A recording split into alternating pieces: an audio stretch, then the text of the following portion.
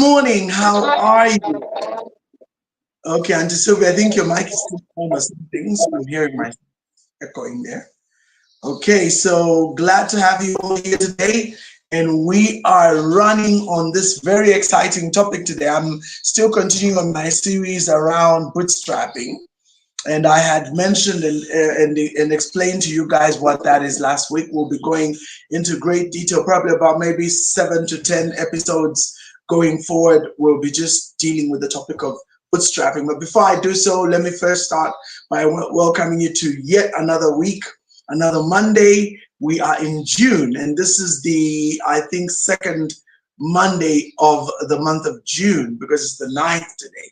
So meaning it was the second last week. So imagine June is already galloping away.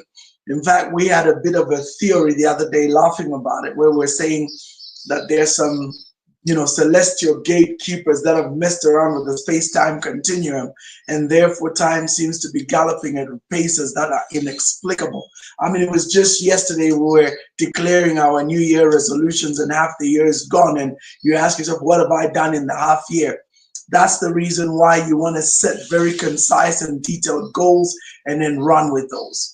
Let's also take this opportunity this moment to just obviously send our deepest and most sincere condolences to the Lungu family first, the party of the Patriotic Front, and of course the nation at large, on the loss of our sixth former president, Edgar Chagwa Lungu, who his body is still in South Africa, but will be interned on Wednesday, all things being equal. And according to the powers that be, a 7-day national mourning has been declared from what I know so far. And the body will be in on Wednesday, after which it will become, I believe, an official state funeral, which will run until Saturday, all things being equal, when the body will be committed to the ground. We will be waiting for more details from the Secretary to the Cabinet. As you know, he was the Commander-in-Chief of the Armed Forces and our former head of state. So that means essentially this is a whole national thing, regardless of what people may have said or had in connection to his political, preferences after retirement. And I pray and hope that we'll learn a lot from this as a nation and put in place proper legislature that governs what exactly it means to be a former head of state. The saddest thing is we actually essentially now have no more former heads of state. Every one of them has passed on. So it's a heavy cloud on Zambia, and of course we mourn deeply on the loss of a statesman of his stature. I wish personally that, the Lord had granted him more years, at least 10 or 15, to continue to give his insight as a former head of state. I believe it doesn't matter what one may feel or have as their reservations. The fact that he carried that particular office put him at a completely unique place. So we shall be obviously observing that state of national mourning until when it's done. Meantime, we also are here every day, Monday to Friday. From Monday, I'm here. Tuesday, we have Dr. Sancha and Sylvia, who comes through with Mindset Change program. Wednesdays, we have Mompreneur with Sampa Chilambwe. And then on Thursdays, we have Dr. Nelly with Prosperity for Your Soul. Last week, I saw that it was Coach David again training. Then on Friday, it's still open to all the different discussions, but it will become our health segment. So today I am delving deep into this topic here, bootstrapping, the concept of starting a business using minimal resources. In fact, we are going to go through the entire process. So it's quite a deep teaching. And to manage that, I'm going to begin with a topic. What is this now? Yes. Okay, that's the beginning.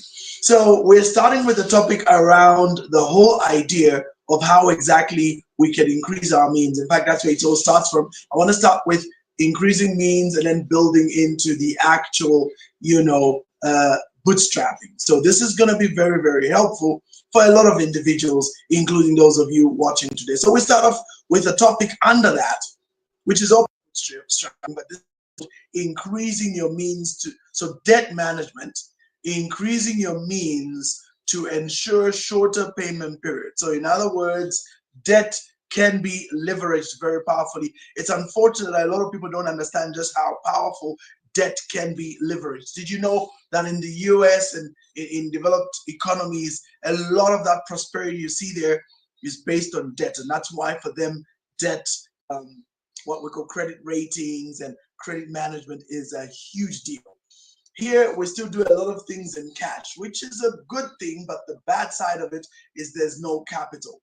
Capital to grow from zero is far harder than capital to grow from credit. I don't know if that makes any sense to you guys, but I'll explain. But here's what I'm going to say about our place here in Zambia. Did you know that if you take out a loan like a mortgage from a registered financial institution, such as a bank or a building society, you can reduce your scheduled installments and even reduce the total amount of interest you pay by increasing the monthly installment amounts. Now, this is one of the reasons why some institutions will not accept for you to pay off your loan faster or less than the lockdown period of the total time and number of installments scheduled. I'm getting to it, don't worry. They would even penalize you if you opted to do so. All right, so that's a very interesting situation, and there's a reason banks and organizations of that nature do that, but we'll get to that, we'll explain. Now, Cholo and his wife decided to take a bold and wise step of acquiring a loan, which is a mortgage, to build their own house, as they felt that their income had increased fairly substantially, and that instead of renting in upmarket locations, they would begin this process. Now, the total loan required at that time was 300,000 kwacha. These days, I mean, that's a joke, right? Over a period of 5 years at roughly 30% per annum, which is really steep, right? And that meant that the monthly payments stood at about 9,306 kwacha per month, and a total of 60 installments. Now, when discussing their financials, I hinted to them that the concept of paying more per month and demonstrated something most people miss when it comes to loans and interest. As it stood, they were very serious about clearing the loan as quickly as possible, whilst exploring the concept of creating other income sources besides their job. I then demonstrated something which was insightful, and I am going to share that with you today. Okay, at the current mortgage terms, which I just mentioned, which I don't even know what the mortgage story is in Zambia right now, because about 10 years ago, you could still kind of deal with a mortgage. But right now it's tricky, although Zambia National Building Society does still offer mortgages. But many times when you work it out, which is better, to get a mortgage or to just build from your little meager savings? Most Zambians just build from their meager savings. Most Zambians.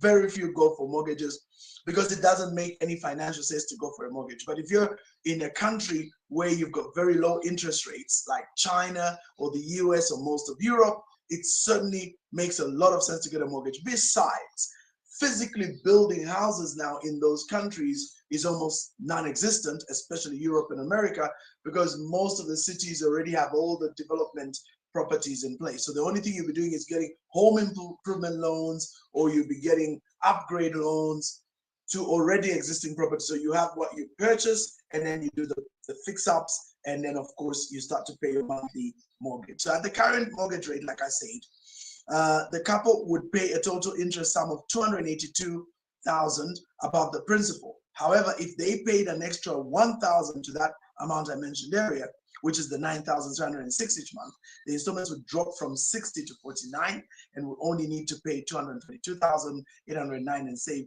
59,000 plus in extra money.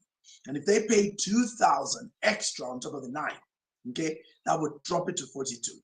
And then if they could manage 4,000 above, that would drop it to 33.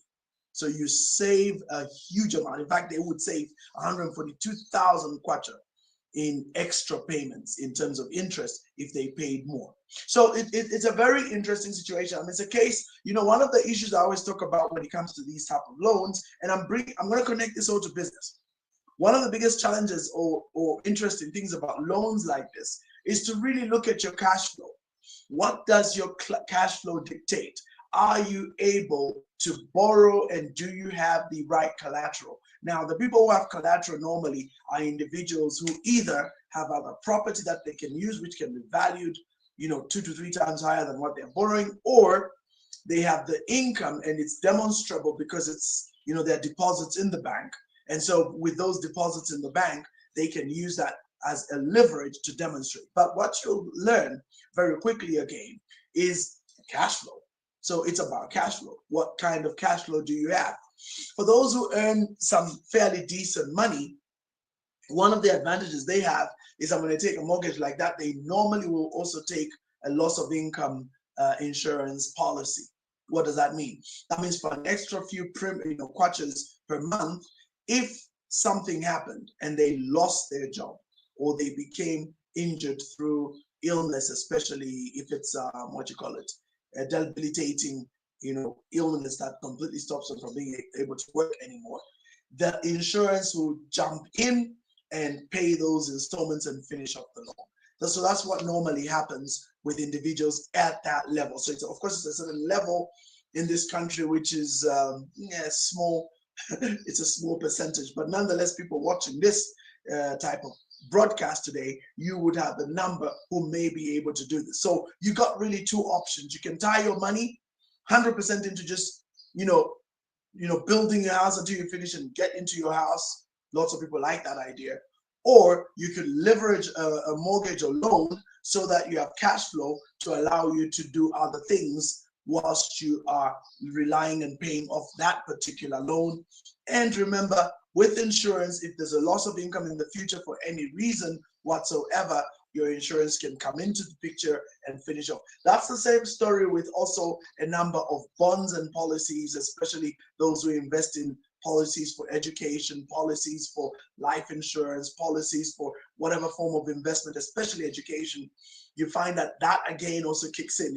If say you're insured for argument's sake for say $200,000 as your insurance for education for your children, the way it's designed is you could find yourself being able, if you lose income, to have that policy continue being paid until it becomes due on the date that you set, which would be normally or naturally the time your children now go into university. So you would have kind of calculated and say, we will be paying X amount of money over a period of so much, in which case we expect to be able to cash, a certain amount at the end of that policy. You calculate, you look at your contributions versus what you get, and then you see whether it's actually working out to your advantage or not. But I assure you that this is one of the most effective ways to manage this situation. Now, so where does one get the extra money? That's the big question. So suppose you work, suppose you're in a job, and now you want to get this extra money to be paying, to clear off loans, to clear off mortgages and the like. There are two options, namely tighten existing budgets, which is live below your means, which I really don't recommend at all, okay? Or the second option, which is increase, okay? Or create new streams of income, so increase your means. Now, the series I'll be running with you throughout from now for the next 10 weeks will be focusing on that. And we'll be looking at a number of opportunities in Zambia specifically today, and then I will make recommendations, okay? But it's imperative that you who is watching take your own time to do some due diligence and determine what would best suit all things considered. So how then does one seriously increase their means? All right, let's jump into that. So it is here that the idea of planning early helps. Okay, instead of rushing to borrow and then get stuck along the way. In fact, I don't even recommend borrowing to start a business. Never borrow to start. If you hear me carefully here, I'm talking about what? A mortgage. Even then, to be honest, if we really had to get down to it, I'm not very comfortable with it. But this whole system today is leveraged on debt. So if debt is the way the system is leveraged, then how do you leverage debt to create wealth? That's what we're going to be dealing with here. All right. So listen to this. Instead of rushing to borrow and then get stuck along the way, plan well and consider all contingencies. And this means looking at all possibilities and getting ready for them. Where possible, consult those that have done it before you so that you get a good feel of what they did to succeed and manage. Also, consult experts. So if you're talking about investments, if you're talking about money management, you have licensed brokers. Please consult licensed brokers. If you're looking at strategies around your business and what to do, that's where people like us come in, and we're able to give you great insights on how you can grow your business or how you can even get started. Okay, so don't you ever consult people that have no idea on any of these things. I know we respect our pastors and leaders in the spiritual space, but I just don't think, unless your pastor, sorry to use the example, but he's extremely well off. So if your pastor happens to be Bishop Makando, yeah, you can go and consult him, because he has been able to do multiple investments and is fairly wealthy. So he's able to give you very good insights. And if he's not going to give you an insight, he will point you to very capable individuals that can do that. Okay. So first things first, when borrowing, factor in what you need to start your new business, that is new income stream. But do not make the classic mistake that many do, that being to put too much money into a new venture. In fact, I'm saying don't. Instead, use absolute minimal capital and bootstrap all the way. I'll go deep into bootstrapping. Okay. Right. So I'll be speaking on the concept of bootstrapping in greater detail in future broadcasts. And simply put, though, it's the idea of financing your business and growth with assistance of or input from others. So yourself or others, okay? Anyone who has started a business on a shoestring budget is adept at bootstrapping or stretching resources, both financial and otherwise, as far as they can, okay? Now, this means using the lowest amount possible to commence the business, because a lot of times one of the mistakes that people make is to look for the money, then start. I say, what have you got right now in your hands? The famous question that, Moses was asked, what do you have in your hands? I have a walking stick. Great, let's start there. So God will always start with what you have. Jesus asked the disciples, is there any food around? Then a little boy came, he had 5 loaves and 2 fishes. God started from there. So you see where I'm going? God will transmute something. So that's what I've come to learn about the divine. God works with transmutation. He never works with nothing. So you have to bring something. That's why the Bible says he will bless the work of your hands. So you do something, and then God has a miraculous way of multiplying that. That's a very biblical principle, but he will never start with nothing. So you got to do something and create something. Okay, and then from there, God will multiply that as you keep on working and doing what it takes. Okay, so then ensure that you're consistent in the building and developing of this secondary income source, right? For most people, they fail because they have a lottery mindset. Okay, that thinks business is all about pumping in money and then it magically multiplies. That is not the reality, because if that were the case, most people would be rich and successful, right? So then the idea is that as you borrow, a portion of that money borrowed is invested through bootstrapping into a business, and then the profits generated by business become the means by which extra payments on the mortgage are made. So you remember that. Okay, so let me now delve into what I think is a very interesting set of ideas I'm going to share with you. These have to do with the kinds of businesses available here in Zambia. Like, what businesses are available that you could jump into right now that are not going to give you too much of a headache. So I'll try and rush. I've got a few minutes to go, about 10, but let me see what I can do. So these are business ideas that can increase your means using minimal capital. So minimal capital, and you can grow them. So ever heard of the hope to get lucky mental virus? It is one of those 3 viruses that plague most people and keep them from ever becoming wealthy. They may sound strange or even funny, but they are a serious barrier that works to sabotage efforts of most people. In case you haven't heard of these, the other 2 viruses are the blame virus and the eat now, pay later virus. So I'll be defining these viruses later. But today, let me focus on the one I just mentioned. Okay, the popularity of betting companies today is also tied to the virus I just mentioned. People believe so much in luck that it plays a role in success, such that they will pursue the idea of luck more vigorously than the work behind it. In fact, I'm going to be posting a very provocative post later on today. I was watching one pastor this morning on a short clip, very, very, very good clip, where he says, Recently, I think that was in 2022 or 2023, Nigeria just passed India as the country with the highest number of poor people in the world. That's something to pause about. Now, this pastor made a very interesting statement. He said India has 4 to 5 times a bigger population than Nigeria. Second, Nigeria has some of the most powerful, wealthiest, absolutely earth influencing pastors on the planet. Very wealthy. In terms of praying, I don't think anybody beats Nigeria when it comes to prayer and fasting and religious activities. Like in the charismatic circles, I don't think so. With all of that, Nigeria has the highest number of poor people.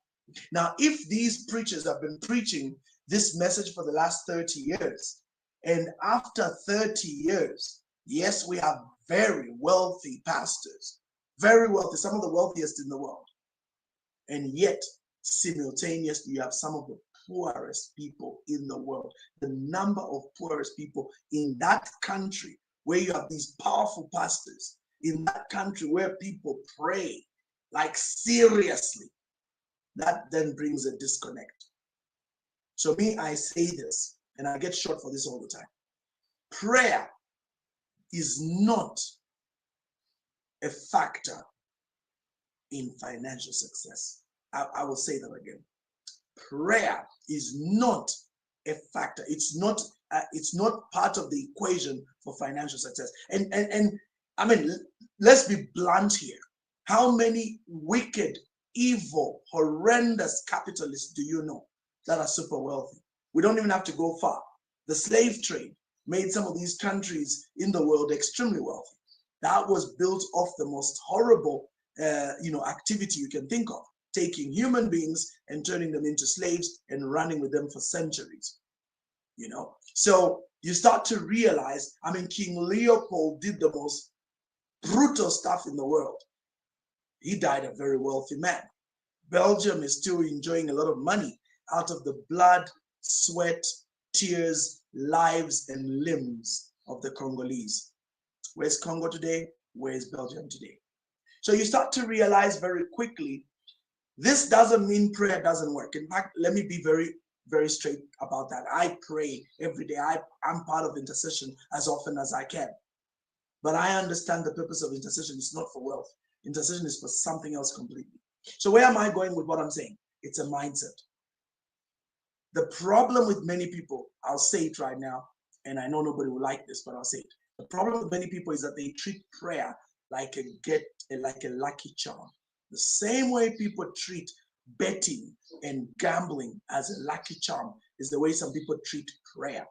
Prayer is not a lucky charm. Prayer is not the key. No. Prayer deals with something else completely. That's a whole other topic. But unfortunately, we're in an era and time where people think prayer is it. So they invest so much time, and hear me carefully, they invest so much time in prayer at the detriment of real work. And that's why I like the book of Nehemiah, because in Nehemiah, you have one hand, they're interceding, the other hand, they have weapons, they're guarding. In fact, what they were doing is they were guarding on one end, fighting for their family, the other end, they are building the wall. Brethren, those of you who are brethren on this transmission, you need to balance this out properly, because the problem is we treat this luck thing. So that's why I've kind of taken a bit of time on this, because the hope to get lucky virus is the reason people will spend 21 days of prayer and fasting in the mountain. But in the words of that pastor I was watching this morning, what is the result? You go for boot camps, you go for prayer, you go for all these things. Praise the Lord. I have nothing against them. I partake in them. But my question to you, and you got to really do a deep assessment here, is what is the result? What have you been able to achieve? What can you point at? If you can't point at anything, if you still find yourself struggling in these areas, then it's time you revisited your model. And that's something that we always talk with my mom. Perhaps the model was wrong. Perhaps there must be something we're not doing correctly. Because if we're spending that much time praying, fasting, going to church, being active in the church work and what have you, doing all this religious stuff, which, praise God, there's nothing wrong with it. But the question is, if it is not translating into your welfare improvement, then especially if your prayers consist of, Lord, breakthrough, Lord, open doors, Lord, bring finances, Lord, help me pay this, Lord, help me pay that. If that's the consistency of your prayer, just praying about your problems and the stuff that you're facing, and this is what's preoccupying you, then you need a deep assessment. You need to really question yourself and say, all right, so what needs to be changed? A deep, truthful assessment. Unfortunately, these things are very touchy. Most people will not even listen. Let me finish this real quick. So, which now brings me back to the opening words I say. That virus is the reason most will quickly read and hope to earn without working. Quickly pray and hope to earn without working. Quickly bet and win by luck. Okay? Many believe success has something to do with luck. Yet the rich know that you create your own luck by executing activities around the principles that govern wealth creation and success. See, in peak performance, we would term these critical success factors or activities. What are the activities you must do? Act. Action changes things. Okay? If these are pursued and executed relentlessly, it's not going to take long before the results will start to show. They will show. You will have things you can point at. Okay? So then, when it comes to business and the successes, I would like to share an equation that I speak of all the time, and I believe will help you immensely if you internalize it. Wealth equals time plus skilled effort plus value. You could even turn that wealth and put money there. Money equals time plus skilled effort plus value. Okay? All true wealth is born out of the three. And to this add the principle of consistency, which is also known as the law of average, which states success finally comes to those who are consistent in doing the right thing. So if you keep doing the right thing often enough, you're going to see success. Okay, this then means that when it comes to business ideas, you have to take into account the factors of time spent, the effort rendered, and the value offered. What is your value proposition? Okay. These must be backed by 5 critical success activities, namely determination, discipline, commitment, consistency, and focus. Without the early mention, forget about what I said. It won't work. Okay? The early things I've just mentioned to you are my way of saying that the business ideas given in subsequent, episodes here are no magic formula or hidden secrets. They are open secrets. They have been shared repeatedly in many success and personal development books and series and shall continue in the same manner. It's one's ability to apply what I'm going to share and what Dr. Sunshine shares and what Dr. Nelly shares all the time. It's your ability to apply what we share that transforms lives, not just knowing. Okay, which brings me to another critical statement, and I'm going to be done soon. Knowledge is not power, it's applied knowledge that becomes powerful. You can read all the articles and have the library of books with all leading authors, but if you cannot apply what you know, you will still remain at the same place. Having mentioned that, let me now take the opportunity to mention a number of businesses that one can start with minimal capital and actually build a decent secondary income with room to scale as the business enlarges along the way. And I will deal with these properly next week. So one, there are 3, and you need not more than 10,000 to start any of these. Okay, maybe the other one is going to buy, I think maybe 50 now. But anyway, listen to me. Number 1, start a business brokerage agency. That's the easiest one. Easiest. 2, open a mobile money agency. 50-50. 3, join a reputable network marketing company. One time. Okay, so there are many more business ideas, but I will focus on these that are readily available and easy to start with some guidance, and you will see for yourself that this can work. So I'm going to actually do these in my following broadcast next week, where I'll delve deeply to show you those 3. So I'll come back, remind you of the 3, and then we start speaking about the business brokerage, entity. So on that note, ladies and gentlemen, I want to thank you for this morning. I want to remind you that if you do not act, nothing happens. Action changes things. That's act. But you must ask. What is ask? That's Matthew 7:7. Ask and it shall be given. Seek and you shall find. Knock and the door shall be opened unto you. On that note, have a great day. Catch you next week, Monday, when we delve even deeper in this. God bless you guys and take care of yourself.